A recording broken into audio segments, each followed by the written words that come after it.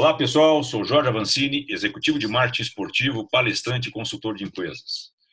Hoje, no nosso quarto programa do canal do Avancini no YouTube, eu tenho o prazer de conversar com Alain Oliveira, grande amigo lá de Natal, no Nordeste do Brasil, lá na outra ponta, com vasta experiência no futebol, né? E dentro daquela série que eu estou fazendo para vocês, que eu comecei com o Edu Pesce do Brasil de Pelotas, eu vou falar com o Alain também sobre como fazer marketing, né? Marketing esportivo em clube de pequeno e médio porte. Sempre lembrando, né, pessoal, que não é pejorativo, mas é comparando com os grandes times brasileiros, com os grandes times nacionais ou internacionais, a questão das dificuldades de você fazer ações de marketing.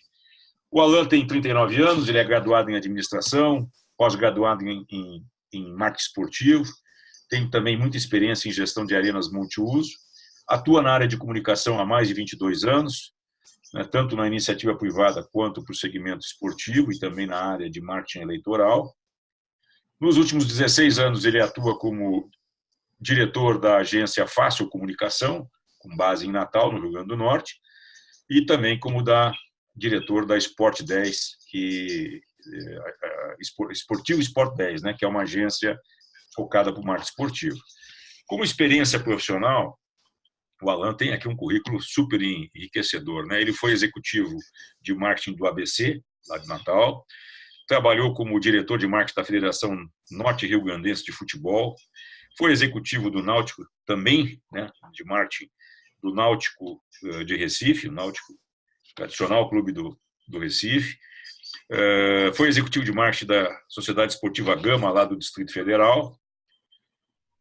Trabalhou também no Sampaio Correia. Esse ano eu acompanhei o trabalho, né? Parabéns, Alain, aí conseguiu conquistar a Copa do Nordeste, um torneio que eu aprendi a admirar e valorizar, e é uma pena que o Brasil não tenha.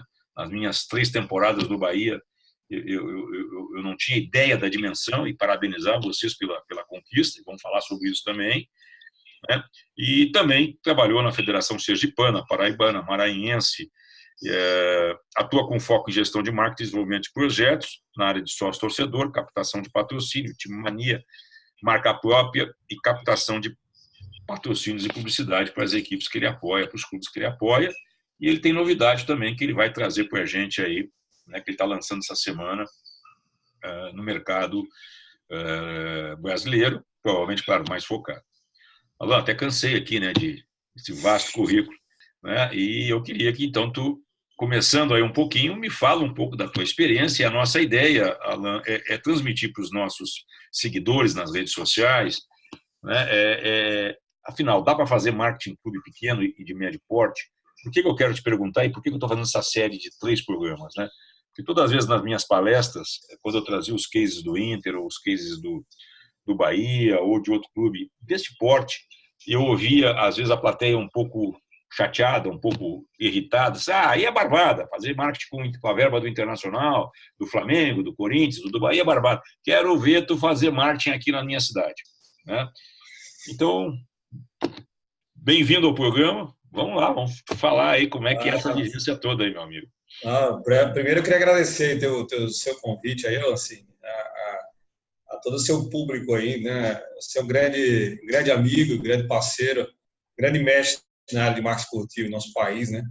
E que nosso mercado é muito agradecido ter o mestre, o professor Avancini. E feliz, amigo, pelo teu projeto, né? Um projeto muito bacana.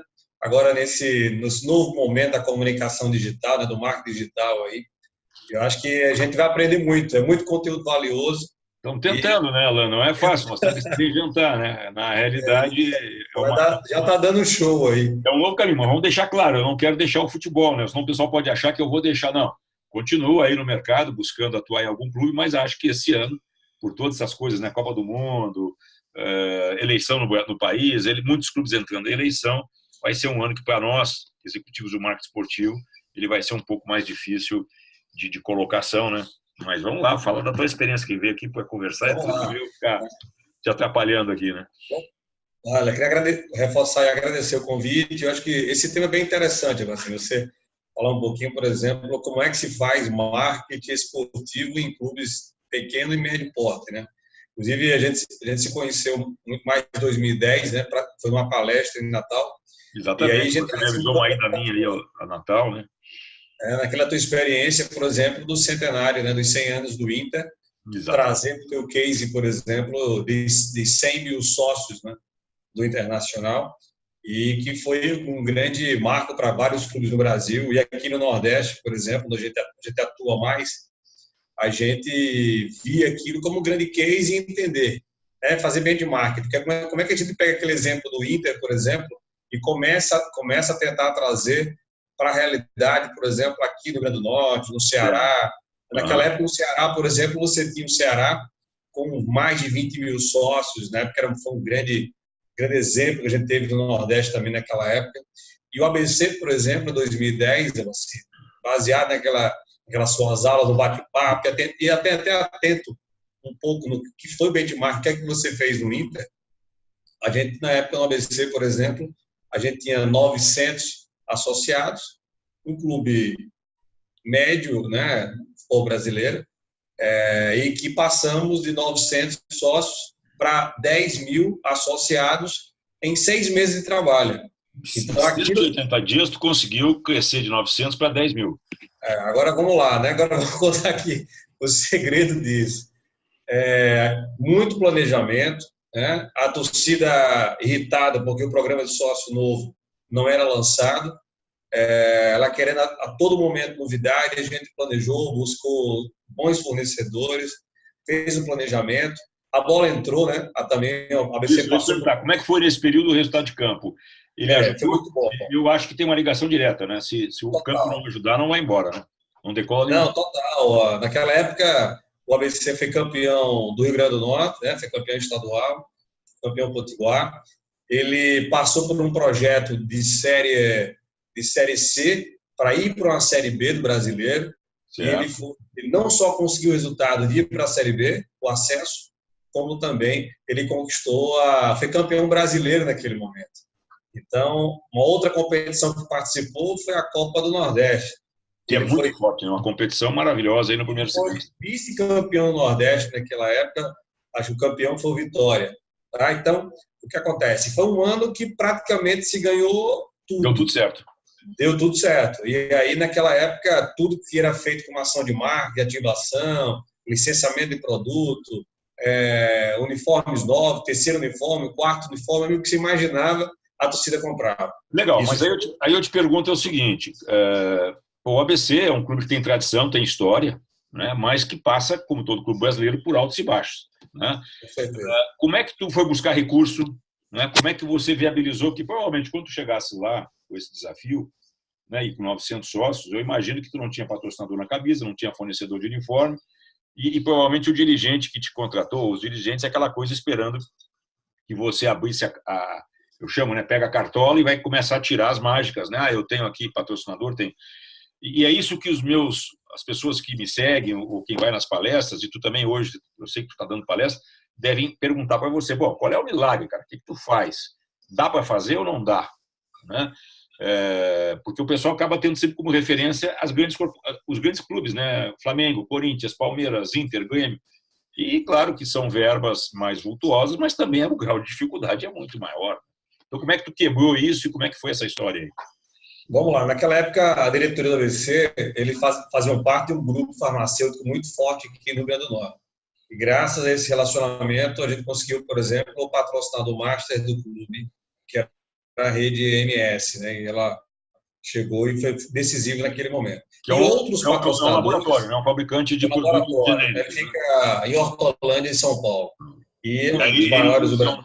Dessa rede, que tinha um dirigente que era dono, ele aportou investimento no clube. Ele conseguiu garantir um maior patrocínio do clube naquela época.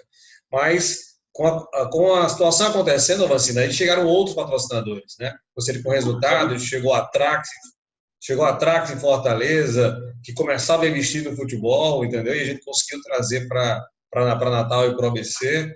E a gente começaram a chegar empresas locais, empresas regionais.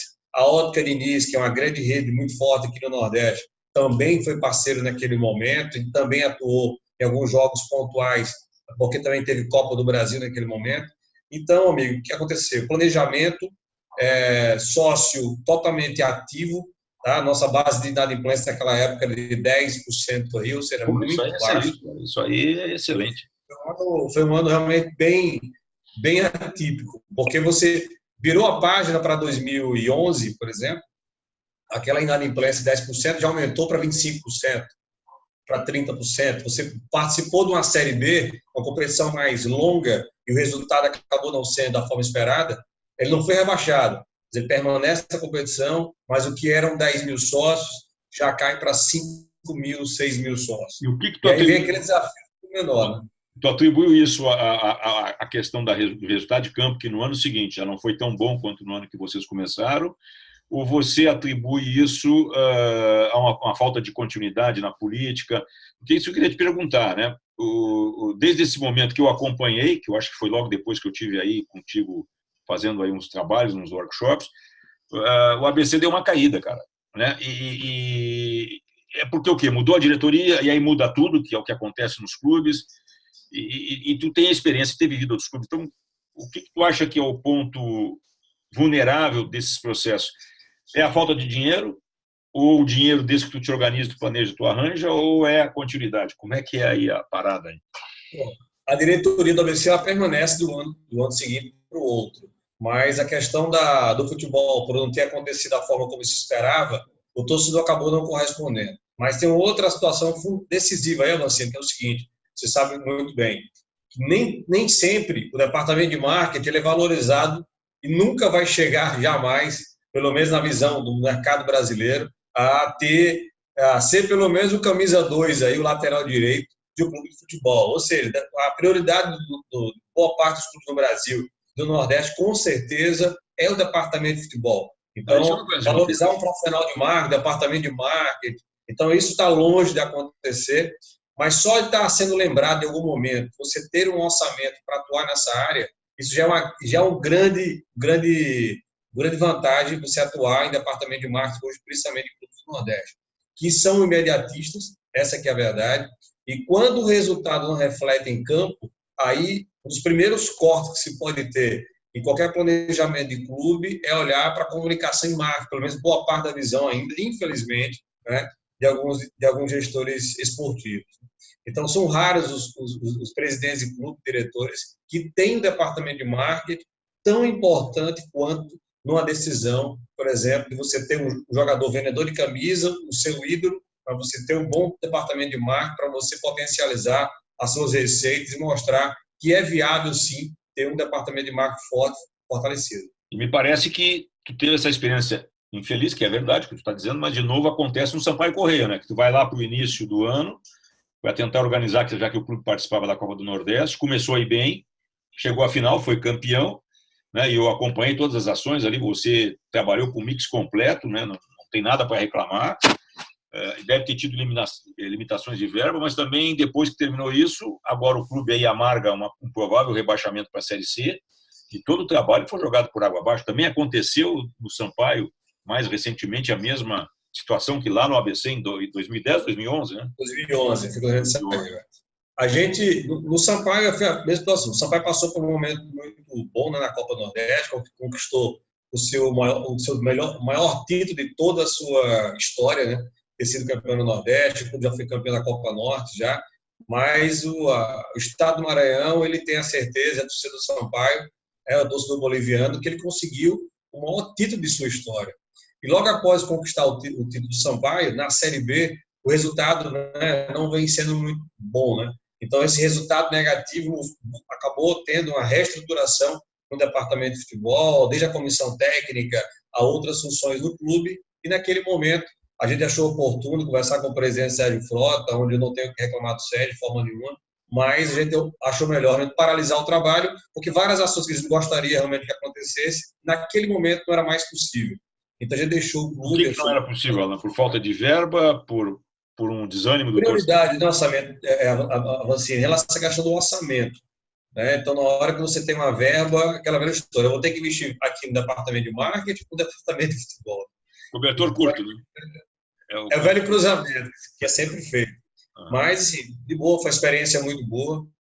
Acho que depois do PC em Natal, 2010 e 11, o sócio, como você falou na nossa passagem rápida, no nosso currículo aí, gente teve uma experiência muito boa no Náutico. Na época foi 2013, o Náutico na Série A, e o Náutico tinha acabado de fechar já estava com um contrato já assinado, já sendo ativado, que era a mudança dos aflitos. Olha o que é deixar a sua casa. Foi a Arena Pernambuco, aliás. Para a Arena Pernambuco. Então a gente chegou Foi um tiro no pé, né? Que foi um tiro no pé. E aí, um tiro no pé e a bola não entrou. Ou seja, o Náutico, naquele momento, Série A, ele foi rebaixado da Série A para a Série B, naquele momento. Então foi um momento muito difícil. No ano seguinte, a gente teve uma experiência bem interessante, que foi, na época, um amigo de Brasília me ligou. Eu disse: Alan, você conhece essa história do Gama? O Gama tá praticamente sumido do mercado do futebol brasileiro. O presidente quer fazer um pouco daquele trabalho naquela época que vocês fizeram no ABC. O ABC acabou sendo um grande case que a gente trabalhou em alguns clubes. E aí o que aconteceu? É difícil se encontrar no futebol brasileiro, que eu vou contar aqui agora. Então, em 2014, em maio, o Gama nos contratou para começar um trabalho para uma temporada 2015, Isso realmente eu me lembro que tu estivesse em Porto Alegre me visitando, por outras questões da tua atividade profissional, e eu me lembro que tu comentou que tu estava fechando esse projeto, que tu ia começar esse projeto lá no Gama, né? E era um projeto audacioso, né? E o Gama daquela época... Não tem tradição, né? Você tem ideia, o Gama não era campeão há 12 anos. Ele estava fora do mapa mesmo, literalmente, do futebol brasileiro. E é um clube de massa lá, um clube de uma grande torcida, né? Claro, mais concentrado no Gama. E a gente teve aquele desafio: poxa, jogar hoje no estádio Mané Garrincha, lotar o estádio é algo impossível, não existia. O futebol candango, lá ninguém fala futebol brasiliense, tá? Futebol candango era um grande desafio. Detalhe: o Gama foi campeão candango depois de 12 anos, e naquele momento a final do campeonato candango foi no estádio Mané Garrincha, e foram quase aí 40 mil pessoas. Ou seja, para aquele futebol que não está acostumado a ver hoje, como até hoje existe, jogos como são adquiridos direitos, como o jogo do Flamengo, de Vasco, de Corinthians. Então, para a gente foi uma quebra de tabu realmente muito grande. 2015 no Gama, depois a gente volta, após a conquista do Gama, a gente voltou para o ABC. Também uma volta, a gente voltou para o clube. O ABC estava na série B, né? E foi rebaixado naquele momento muito difícil, mas ao momento onde a gente praticamente, eu sempre considero, quando a gente praticamente mais aprendeu. A gente teve ABC 2015, 2016, e aí teve esse ano, nós tivemos no Sampaio Corrêa, que foi um mercado bem diferente, que tem particularidades bem especiais e que lançou uma marca própria. Acho que esse grande boom aí de alguns clubes do Nordeste, alguns clubes do Brasil como um todo, de estarem apostando nessa marca própria. Segura aí que eu quero falar contigo sobre isso. Eu só queria não perder esse gancho, porque tu foi um cara que convivesse aí com esse processo de alguns estádios novos, né? Tu fosse lá com o Náutico para a Arena Pernambuco, aí em Natal teve a Arena Dunas, né? Como é que é, cara? O caso do ABC, que tem um estádio, eu acho o estádio do ABC uma gracinha, né? Ele precisava, claro, fazer alguns ajustes, mas é o tamanho ideal para um clube participar até de uma Libertadores, claro, não chegando na final. Mas é um estádio bem localizado, simples. Nós estivemos visitando o estádio uma ocasião. E aí, como é que fica, cara? Como é que fica isso, né, num local que também tem o América, que eu acho que tu andou trabalhando para o América também uma época. E como é que é essa experiência, né? E no caso do próprio Náutico, ele morre não por ele morre porque vai para uma arena que o acesso não é bom, né? A dificuldade do torcedor chegar, sair, acabou inviabilizando a arena. Agora está lá aquele elefante branco, né? Como é que tu vê essa tua experiência aí e o que tu considera isso de importante, né? Ter a casa própria ou não ter, dentro de todo um projeto de um clube desse porte? No caso do ABC, por exemplo, ele teria uma opção de jogar na Arena das Dunas em Natal, mas ele optou ele tem seu estádio próprio, ele tem sua operação funcionando, ele tem seu catering rodando muito bem, ou seja, ele tem toda a parte logística onde ele consegue faturar a sua loja industrial dentro do estádio. Então, com essa série de mix aí, ele não tinha outra opção. Então, ele decidiu jogar no seu estádio, e hoje, para jogar na Arena das Dunas, o ABC, por exemplo, só iria Se a Arena fizer uma proposta realmente muito boa para levar grandes jogos, Qual é a isso capacidade vem acontecendo do de maneira Frasqueirão, muito né? pontual. É Frasqueirão, No né? estádio Frasqueirão. Qual é a Então, o capacidade? ABC hoje ele tem jogado na Arena no máximo aí 2, 3 jogos por ano. Todos os São jogos ele muitos joga jogos. no seu estádio. São... No caso do o América de Natal está fazendo agora o seu estádio. Ele vai inaugurar o próximo ano, estádio menor, está começando, é um projeto embrionário aí, mas que para 2019 ele vai sair, é uma aposta da diretoria. Inicialmente um estádio aí com 5, 8 mil lugares para Uhum. começar, mas eles querem fazer uma campanha para que isso realmente possa... Que foi assim que a ABC começou também. A ABC começou com um estádio 5, 8, hoje tem um estádio realmente charmoso aí para 18 mil torcedores. Tá bom, tá bom. Então, a América Tá bom. começar da forma que a ABC começou, mas são particularidades diferentes. Aí você tem o Rio Grande do Norte, por exemplo, que tem a Arena das Dunas, e a Arena das Dunas hoje tem recebido jogos do América, e se você pegar o calendário de atividades da Arena das Dunas, você vai encontrar durante o ano aqui, por exemplo, cerca de 20 jogos no máximo, e uma série de atividades, por exemplo, com shows mais regionais, shows locais, eventos de menor porte para 2 mil pessoas, para 10 mil pessoas, para shows regionais aqui para É. 15, 20 mil pessoas. É mais ou menos 30 Eu diria que todos esses estádios aí, pessoas principalmente no os que máximo. tiveram investimento público, né, e que não tem dono, que tira fora o Corinthians, o Internacional e o Atlético Paranaense, eu acho que a Arena das Dunas é o melhor case porque ele conseguiu achar o seu espaço em não tendo clubes de peso e de expressão no cenário nacional, né, que possibilitasse jogos todos os dias. É verdade. Ele achou esse viés de eventos, de shows, né? E com isso, hoje é um estado, até onde eu sei, superavitário e que não depende do futebol, né? Ele não depende. As partidas, para ele, talvez até são um problema, porque ele vai deixar de alugar para um grande show, para um grande evento, para uma grande atividade. Ele tem feito uma série de atividades, seminários, grandes feiras aqui, feiras que teoricamente iriam aqui para Natal, para um centro de convenções aqui do estado, estão recebendo hoje na Arena das Dunas. Aí ele Então, eles matou estão... o centro de convenções do estado. Pois é, tá perdendo. É uma disputa boa, meu amigo. E aí está bem Disputa muito boa. localizado e com uma ampla Tá. área de estacionamento, muito bonito. Né? É muito Cara, central e isso tem favorecido até redes de hotéis que não estavam em Natal, por exemplo, como a rede Ibis, Holiday Inn, estarem agora justamente ao lado do estádio, da Arena. mas, cara, voltando para não pegar o gancho aí, essa febre do momento, marca própria, cara, né? Que começou aí no Nordeste, né? Lá em Belém, basicamente Nordeste, não no Norte, né? Porque quando eu falo Nordeste, o pessoal de Belém fica bravo, porque existe que eles pertencem Isso. à região O Norte. Paysandu, Começou né? lá com o Paysandu e o Remo, depois foi para o O Fortaleza, Alberto, né? né? Já está agora no CSA, Bahia lançando a sua marca própria aí nos próximos dias. Aqui no Rio Grande do Sul, Caxias, Juventude. E aí, bicho, qual é a tua opinião sobre isso? É a marca Cara, se própria você não tiver, se alguma você não tiver coisa? uma... A vacina é o seguinte, o desejo dos clubes é faturar mais. Sempre todo mundo quer faturar mais. Mas quem é que vai tocar? Quem é que vai gerir esse negócio? Eu acho que esse é o grande desafio do processo. Porque nós precisamos realmente sim, ter uma gestão, alguém profissional que conheça esse mercado para que faça, literalmente, tirar o pedido. Porque o que é que está acontecendo? Você tem empresas que hoje estão passando por um processo da fabricação, geralmente a concentração hoje muito mais em Fortaleza, ele é o mesmo fornecedor hoje que está operando para Paysandu, para alguns clubes, inclusive o Bahia, o Sampaio. Isso é Você um tem uma risco, né? operação no É um local risco, né? O cara começa a ter muita coisa, daqui a muito pouco não grande. atende.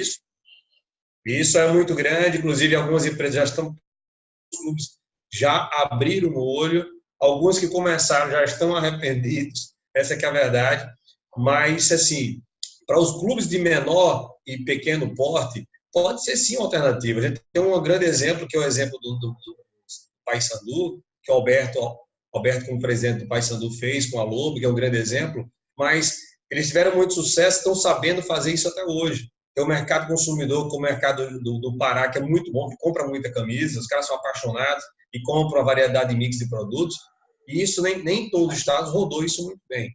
Então, acho o grande segredo de quem vai tocar a operação. Você não pode entregar para qualquer profissional, para qualquer empresa, você tem que ter uma experiência e tem que uma dedicação para tocar isso aí. Se colocar, não, vou pegar aqui a secretária do clube, ela vai ser responsável por essa, esquece. Aí é fracasso na hora, você nem tem fornecedor, não vai atender todo o departamento. Não colocasse um ponto que eu acho importante. Eu quero deixar claro aqui, eu sempre tenho colocado, né, nos artigos que eu tenho escrito, nas minhas palestras e até em entrevistas, eu sou favorável à marca própria. Talvez tenha sido o precursor, porque lá em 2010, quando a gente ia tirar a Reebok, ia sair do Inter e entrar a Nike, eu propus para a diretoria um projeto de marca própria que não foi aceito. Propus no Bahia em 2016, quando houve a troca da pênalti para a Umbro, também não foi aceito. Agora o Bahia, com a nova gestão, optou por esse caminho. Mas tem uma coisa que tu não colocasse aí, né? Que a maioria não... Isso aí tudo é social de brigadeiro e o time tem que ganhar, né? Que aí o torcedor vai estar comprando material. Nós estamos falando o quê? Com fabricantes que trabalham no seu limite de investimento, que estão abraçando muitos clubes, essa é a minha leitura, né? E que no momento em que qualquer clube tiver um revés de campo e as vendas caírem lá na ponta, quem vai segurar essa conta? Diferente dos grandes players internacionais que o cara pode, né? A empresa pode, por um período, ela pode, uma Nike, uma Adidas, uma Under Armour, seja quem for, eles podem ficar um ano sem ter resultado no clube, apostando porque eles se seguram em outro lugar. Então, eu acho que é a grande leitura. Eu tenho dito que, para mim, eu acho que agora nós vamos medir esse modelo com a entrada do Curitiba e com a entrada do Bahia, porque são dois clubes que estão espalhados com torcedores no Brasil todo, né, e que têm torcedores aptos a comprar, principalmente o Bahia. Conheço bem, né, trabalhei lá 3 temporadas. Mas se o clube não performar, meu amigo, não tem milagre. Né? Como é que faz a conta? Né? Vamos ver, né? Talvez então, para clube local, né, clube menor, faz sentido, né, Alan?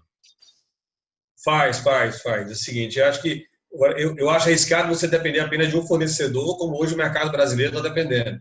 É um risco grande para todos, tá? Então, eu acho que é preciso buscar aí novos parceiros.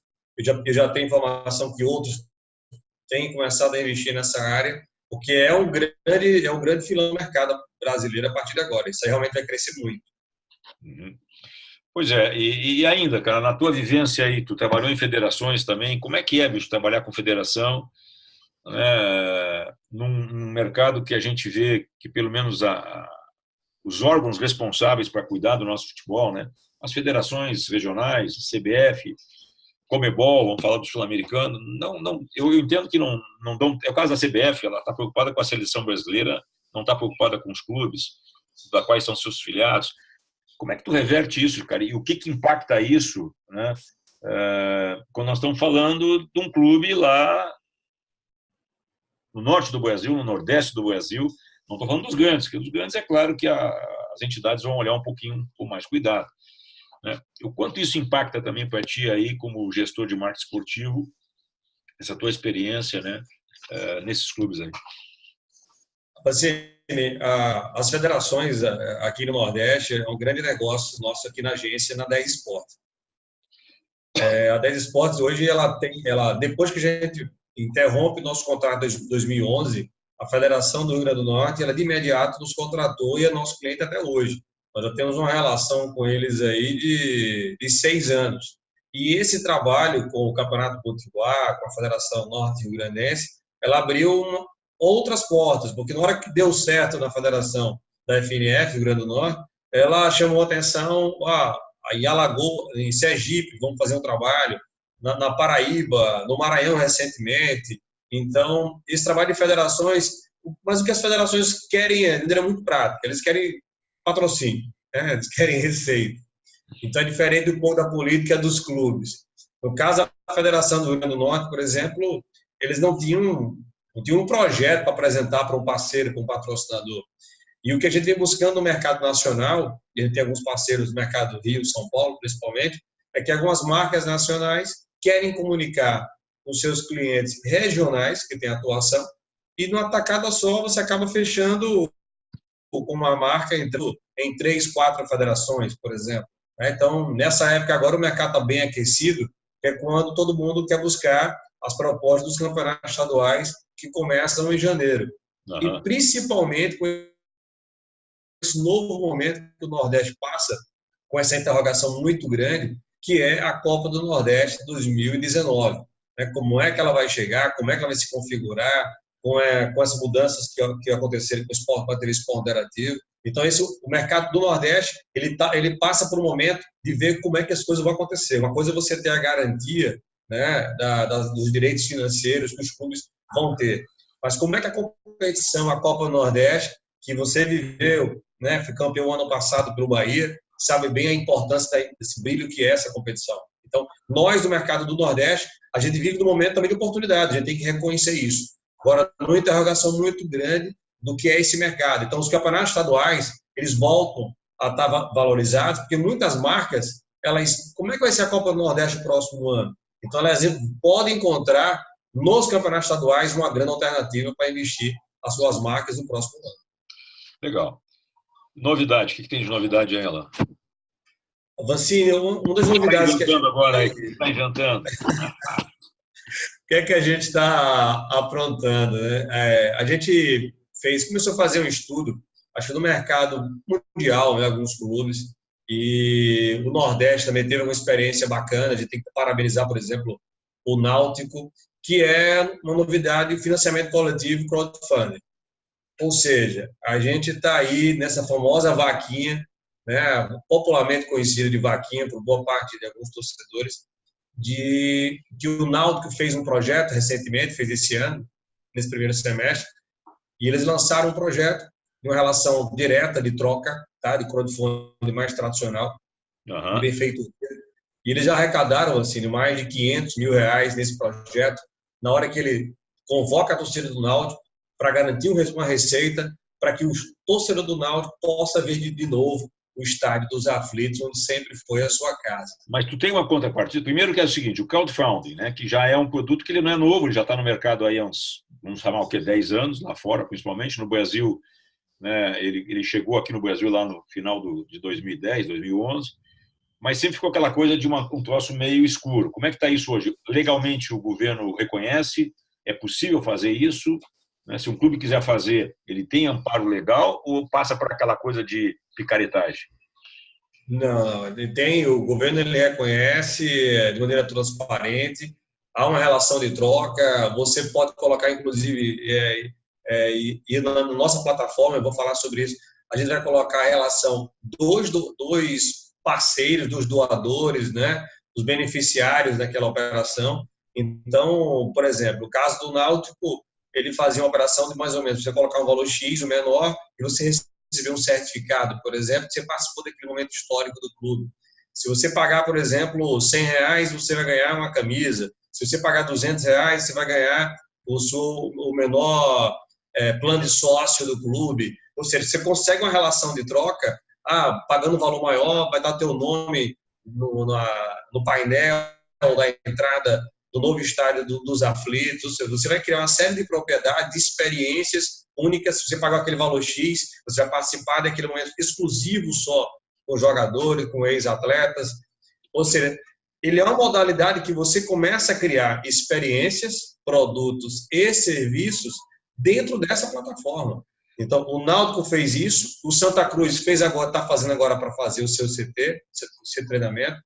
O Santa também teve experiência esse ano de contratar um jogador diferenciado, se bater aquela meta. Então, a gente está lançando assim, para o mercado brasileiro agora, para os clubes de futebol, que é uma plataforma chamada Seja Fã. Né? Ele praticamente um Seja Sócio aí. Ele é um sejafan.com.br. Ele é uma plataforma que como tradicional, como várias que existem no mercado brasileiro, não é novidade para ninguém, mas o nosso foco vai ser muito voltado para o mercado do futebol, o mercado esportivo. Na realidade, então, é uma contribuição. Eu torcedor, apaixonado por determinado clube, eu vou lá e faço uma doação, seria isso, num termo mais popular. Isso. Não é como se fosse bolsa de valores, onde eu boto lá um valor X e depois de um tempo eu resgato com ganho ou perda. E, na realidade, eu me recompenso pela satisfação e o orgulho de ter ajudado o meu clube, é isso? E com alguns clubes, né? Com alguns presentes, camisa do clube, ingresso, né? Ir lá visitar o vestiário, deve ter alguma programação. Esse é o conceito. Tem. E o conceito, por exemplo, o próprio sócio torcedor, assim, queria até a sua opinião sobre isso, você é um grande mestre de todos nós aí. A gente pode sim, eu não vejo, na minha opinião, não vejo problema em você disponibilizar uma modalidade de sócio por essa plataforma, tá? Você pode chegar, que acho que o Náutico fez isso um pouquinho nesse primeiro semestre, que lá, nessa plataforma, ele fazia a adesão do programa de sócio. Então, ele pagava um valor, um exemplo, X, e estava lá o programa de sócio dele e estava a camisa oficial dele. Tá? Então, ele vai por essa plataforma, tem várias modalidades de pagamento, e a gente vai poder garantir essa oportunidade. E o torcedor, outra coisa, dividir a responsabilidade com o cliente, com o torcedor. Ele vai para lá, ele chega nessa plataforma, ó, vamos lá, vamos contratar o novo camisa 10 aqui do Flamengo, vamos contratar o novo camisa 10 aqui do Inter, do Vasco da Gama. Então, são situações que podem acontecer e essa plataforma disponibilizar para os colegas de mercado, executivos, colegas que a gente tem, e a gente buscar essa experiência de maneira segura, transparente, controlada pelo Banco Central. A gente teve experiência agora de marketing eleitoral de maneira segura, deu certo, nosso projeto foi liberado pelo Tribunal Superior Eleitoral, mas não só a parte eleitoral, iremos atuar com esporte, como também com causas sociais. Por exemplo, você pode ter uma entidade social que quer viabilizar um centro odontológico e aquele projeto custa valor X. As pessoas vão lá, melhorar o campo de treinamento. Então, clube de futebol, fazer a academia do clube, fazer o CT que precisa de melhoria, fazer uma ala do estádio, não dá para construir, um projeto muito grande, como fazer só uma ala específica, a sala de imprensa, contratar o jogador diferenciado, se bater aquela meta, o clube garantir. Então, de maneira transparente, segura. Agora, o importante é a transparência, né? Eu acho que a diretoria não é só pegar o dinheiro, tem que pegar e prestar conta para onde é que esse dinheiro foi. E se ele faz uma relação de troca da plataforma com o clube. A gente não pode dar essa... Porque não adianta, nós vamos fazer uma campanha de contratar um grande centroavante aí, Laceu, temos que arrecadar 1 milhão, de repente o clube arrecada 800 mil, 700 mil, não conseguiu chegar no 1 milhão, não trouxe esse grande centroavante. O que a diretoria fez com o dinheiro que arrecadou? Tem que prestar conta. Não adianta, não. Aí eu fui lá e comprei dois centro médio. Se não bater a meta, você também pode estabelecer o seguinte, nessa campanha, porque você está criando uma campanha. Você está criando uma campanha, por exemplo, para contratar aquele jogador com a meta que você sugeriu agora de R$1 milhão. Se não bater aquela meta, o torcedor, tá, ele pode receber o seu dinheiro de volta. Ele volta para o doador. Volta para o doador. Legal. A gente pode criar essa modalidade assim. Vamos até dar uma dica aqui, sem comprar consultoria, né, Alan? Pode ser isentar as mensalidades. O cara tem mensalidade de sócio, o clube, em vez de devolver o dinheiro, ele, né, dá as próximas X mensalidades você não paga e vão abater do dinheiro que está aqui no clube. É um caminho. Perfeito. E outra coisa, tem alguns projetos por fase. A sua grana vai começar a viabilizar a fase do projeto. Por exemplo, se você vai fazer uma reforma do estádio e aquele investimento, por exemplo, é R$500 mil, então 40 mil é para fazer uma mini reforma na academia. Então, fase 1 já concluído, o dinheiro já chegou, já vamos pagar a primeira fase. Fase 2, vamos fazer uma melhoria lá na sala de imprensa que custa 25 mil. O dinheiro chegou, a reforma foi feita. Então, você vai fazendo por etapas. Legal, também é uma forma. Vai prestando conta e vai postando. Bacana. Isso está no ar quando? Tu vai lançar quando? Já está no ar, já está disponível aí para o mercado brasileiro. Tem todos os nossos contatos lá. Repetir o site aí. Aproveitar a tua audiência aí, que é o Seja Fã. Faz o merchandising. Sejafã.com.br e a gente está à disposição para conversar com os colegas, com os clubes, né? A gente está à disposição para buscar os melhores campanhas alternativas e a plataforma está disponível no mercado. Eu acho que é importante tu só colocar que o crowdfunding não tem nada a ver com as moedas, os bitcoins. Nada a ver, cara. Zero. O Havaí lançou dele, o Atlético Paranaense passou uma vergonha incrível no início do ano lançando uma moeda que não deu em nada, que 2 dias depois teve que deslançar. É completamente diferente, né? Eu acho que isso é importante. Não tem nada a ver. É uma relação de troca, tu vai pagar com o teu cartão de crédito, débito ou boleto bancário, tá? Na hora que você faz o seu pagamento, confirmou, aí sim você recebe o teu recibo, tá? O seu cupom fiscal dependendo do produto. Enfim, então não tem problema algum e não tem nada a ver. Eu sou um pouco mais velho, no meu tempo isso aí chamava livro de ouro. Rapaz, eu dei uma entrevista recentemente sobre isso. E falaram, na minha época do livro de ouro. O livro de ouro circula, porque nós precisamos arrumar o vestiário, tem que arrumar o campo. Aí lá conselheiro, sócio, cada um dava um valor. Na realidade, o conceito é esse, só que modernizado, né, bicho? E na época não tinha contrapartida. Na época, a honra era você ter teu nome no livro de ouro. Né? E esse livro depois ia para o museu do clube, para o memorial do clube. Legal, cara, legal. Bicho, acabou. É uma pena. Passa rápido, né? Obrigado aí. Cara, eu queria que tu dissesse... Muito bom, papo. Não, pô, contigo aí eu acho que tem que fazer outros programas. Antes de nós fazer aqui o nosso fechamento, eu queria que tu desse uma mensagem para todos que estão nos assistindo, principalmente, Alan, essa garotada nova que não só a garotada, mas aqueles caras que sonham vir para o marketing esportivo, que sonham em pegar seu clube do coração. E essa questão, né, que é a pergunta que, de novo, eu vou te fazer. Afinal, dá para fazer marketing em clube de pequeno e médio porte? Qual é a tua mensagem final, meu amigo? Meu amigo, você só bota a cara do gol, né? Tijolo quente essa aí, né? Mas, assim, é o seguinte, cara, dá sim, dá para trabalhar em clube de menor e médio porte, mas, assim, pela minha experiência já nesse tempo todo, os clubes que a gente passou, né, eu acho que nessas novas relações que a gente precisa estabelecer, é deixar muito mais claro o que é que pode ser feito e ter as garantias para fazer realmente o trabalho. Porque acho que para essa garotada que está começando, é fundamental você estudar, ver experiências, ver o que é que está dando certo no mercado brasileiro, o mercado fora, principalmente, para tentar trazer para a nossa realidade. Mas eu acho que dá sim. Acho que primeiro fazer o que gosta, né? Acho que eu trabalho com futebol há muito tempo e faço muito, muito prazer, porque também a bola de vez em quando não vai entrar. Eu já passei por experiência. Não é motivo de você desanimar. Não dá a gente perder na quarta, perder no domingo, perder na quarta, perder no domingo, perder na quarta, perder no domingo.